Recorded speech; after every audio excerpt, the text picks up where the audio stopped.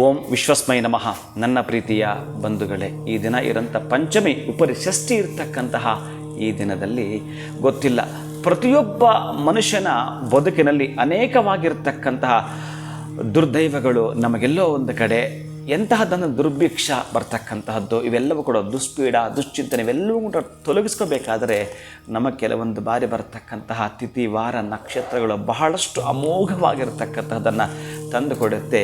ಇವತ್ತು ನೀವು ಶ್ರೇಷ್ಠವಾಗಿರತಕ್ಕಂತಹ ತತ್ವವನ್ನು ಬೋಧನೆ ಮಾಡತಕ್ಕಂತಹದ್ದು, ಇನ್ನು ವಿಶೇಷವಾಗಿ ರಾಮಕೃಷ್ಣ ಪರಮಹಂಸರನ್ನು ಕುರಿತು ನೀವು ಧ್ಯಾನ ಮಾಡತಕ್ಕಂತಹದ್ದು, ಡ್ಯುಯಲ್ ಪರ್ಸನಾಲಿಟಿ ಅಂತಕ್ಕಂಥದ್ದನ್ನು ಅವರು ನಮಗೆ ತಿಳಿಸಿಕೊಟ್ಟಿರ್ತಕ್ಕಂತಹದ್ದನ್ನು ನಾವು ಜ್ಞಾನದ ಕಡೆಗೆ ಹೋಗ್ತಕ್ಕಂಥದ್ದು. ಜೊತೆಗೆ ಅಕ್ಕಿ ಹಿಟ್ಟನ್ನು ಈ ದಿವಸ ದಾನ ಮಾಡತಕ್ಕಂಥದ್ರಿಂದ ಗೊತ್ತಿದ್ದೋ ಗೊತ್ತಿಲ್ಲದೆ ಬರ್ತಕ್ಕಂತಹ ನಮ್ಮ ಮೇಲೆ ಹೆರಿಗೆ ಬರ್ತಾರಲ್ಲ ಶತ್ರುಗಳು, ಅಂತಹ ಶತ್ರುಗಳನ್ನು ನಿಗ್ರಹ ಮಾಡಿಕೊಡ್ತಕ್ಕಂತಹದ್ದನ್ನು ಮಾಡಿಕೊಡುತ್ತಾ ಈ ದಿನಕ್ಕೆ ಸಂಬಂಧಪಟ್ಟಾಗಿರತಕ್ಕಂತಹ ಮಂತ್ರಾನುಷ್ಠಾನ ಕೂಡ ತಾವು ಮಾಡಿಕೊಡ್ತೀರಿ. ಓಂ ಮಹಾದೇವ್ಯೇ ಚ ವಿದ್ಮಹೆ ಸರ್ವಶಕ್ತೇ ಚ ಧೀಮಹಿ ತನ್ನೋ ಮಾನಸ ಪ್ರಚೋದಯಾತ್ ಮಂತ್ರವನ್ನು ಮತ್ತೆ ಮತ್ತೆ ಹೇಳ್ಕೊಳ್ತೀರಿ. ಶುಭಂ ಭೂಯಾತ್, ಒಳಿತಾಗಲಿ.